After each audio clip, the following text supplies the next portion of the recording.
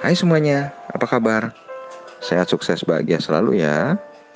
Jangan lupa subscribe, like, nyalakan lonceng notifikasi untuk mendapatkan update terbaru. Dan juga share ke sebanyak mungkin teman, kerabat, saudara, keluarga, atau pasangan Anda. Dan juga ke platform media sosial Anda, Instagram, Facebook, dan grup-grup WhatsApp yang saya yakin banyak Anda miliki. Supaya kami dapat lebih cepat berkembang dalam memberikan insight, edukasi di bidang investasi, mindset, dan juga pasar modal. Yuk kita mulai.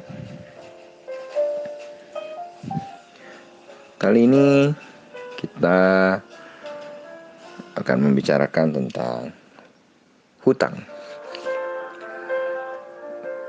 Saya bertemu dengan seorang teman yang mengatakan hutang bisa memberi motivasi untuk mencari uang. Ada pepatah memang yang mengatakan bahwa utang bisa memberikan motivasi hidup pada seseorang. Tapi apa pepatah ini benar dan berpengaruh pada kondisi psikologi semua orang? Kalau Anda perhatikan, utang itu sebenarnya ibarat pisau bermata dua yang harus dikelola dengan baik. Mayoritas memang menganggap utang sebagai suatu hal yang buruk dan harus selalu dihindari. Yuk kita bahas kali ini tentang hutang. Hutang merupakan sebuah pengeluaran yang membebani seseorang karena harus dibayar pada tenggang waktu tertentu. Pada beberapa kasus, seringkali menggambarkan seseorang yang sedang berutang atau memiliki utang berarti kondisi keuangannya tidak stabil.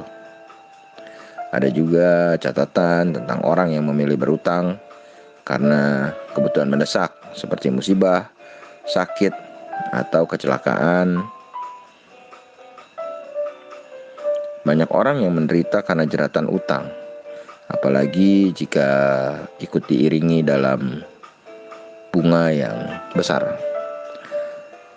Gak sedikit juga orang yang merasa ngeri mendengar kata utang dan memilih hidup hemat daripada memiliki utang yang menggunung. Sebenarnya utang itu kembali bagaimana kita menyikapinya.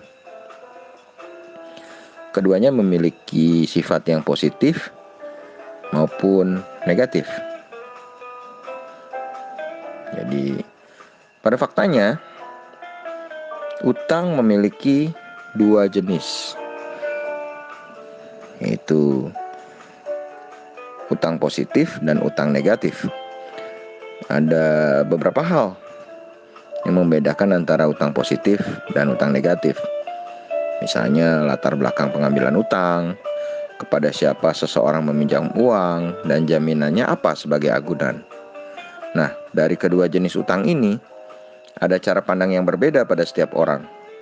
Ada yang merasa bahwa apapun jenis utangnya, maka utang tetap dianggap sebagai sesuatu yang negatif. Tapi ada juga yang punya pikiran bahwa utang positif masih dapat ditoleransi, terutama jika dilakukan pada saat-saat mendesak. Utang positif tidak akan merugikan Anda jika Anda dapat mengelolanya dengan baik. Mengelola utang sama saja seperti Anda mengelola keuangan yang sudah seharusnya dilakukan setiap hari. Mengelola keuangan dalam bentuk perencanaan dapat membantu Anda untuk merencanakan hal apa saja yang seharusnya Anda persiapkan secara keuangan saat ini dan masa mendatang. Jika tidak dilakukan, maka Anda akan menimbulkan utang baru untuk memenuhi beberapa kebutuhan yang belum terpenuhi.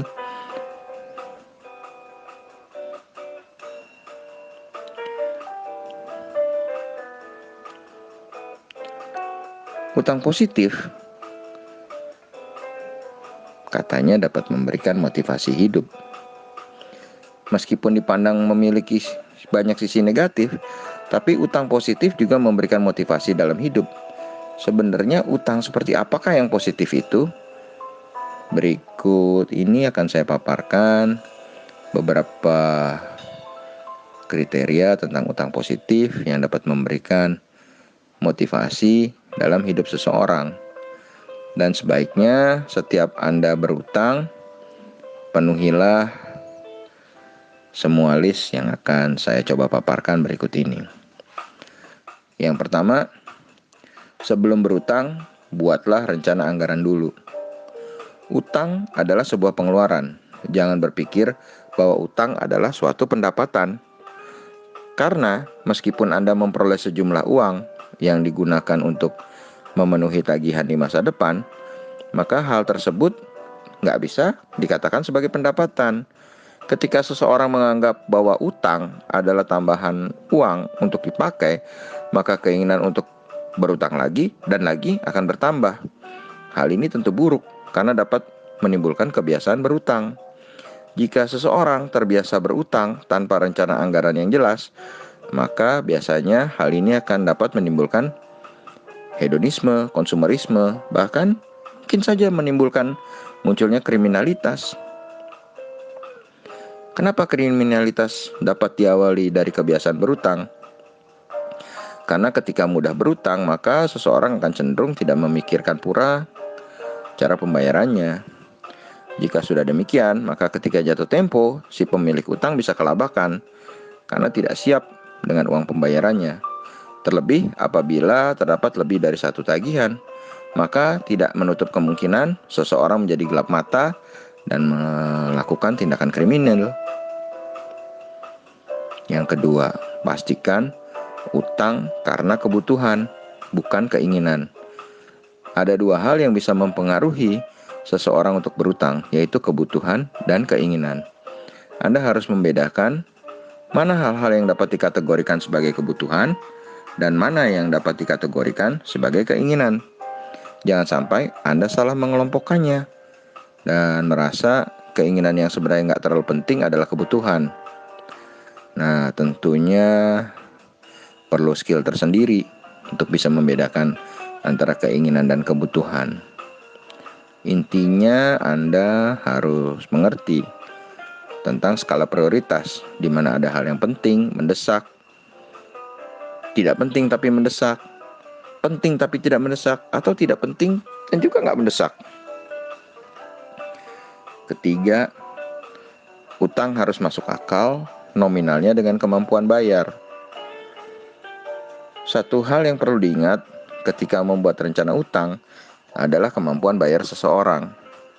Biasanya kemampuan membayar utang adalah sepertiga dari penghasilan seluruhnya. Karena tentu Anda masih punya kebutuhan wajib yang harus dipenuhi, seperti makan, keperluan pribadi, bahan bakar, dan sebagainya. Jangan menghitung kemampuan bayar dari keseluruhan penghasilan. Perkecil utang dengan tabungan dan pilih jenis cicilan tanpa bunga. Meskipun mencari pinjaman tersebut akan sangat sulit,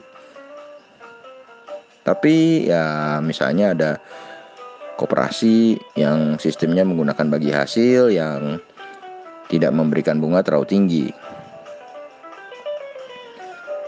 Yang keempat, harus bersemangat untuk segera melunasi tagihan. Meskipun tagihan masih terasa berat dan sepertinya kerja keras sudah sangat maksimal, tapi Anda nggak boleh patah semangat untuk segera melunasi utang. Mengapa demikian? Karena semangat untuk terbebas dari lilitan uang akan membuat Anda lebih terencana dalam mengatur keuangan. Bukan hanya itu, Anda juga akan lebih berhemat dan menekan segala pengeluaran ketika akan membayar hutang sampai lunas. Yang kelima, jangan memulai berutang ketika sudah cukup. Seperti halnya menggali lubang kubur sendiri, utang yang dibuat ketika sudah dapat memenuhi semua kebutuhan primer adalah sebuah kesalahan besar yang akan disesali kemudian hari. Gimana tidak, uang hasil utang yang habis tidak akan banyak berpengaruh lagi pada kehidupan Anda. Karena cara mencicil atau melunasinya tentu sangat menyesakkan hingga dapat menyebabkan agunan hilang jika nggak disiplin.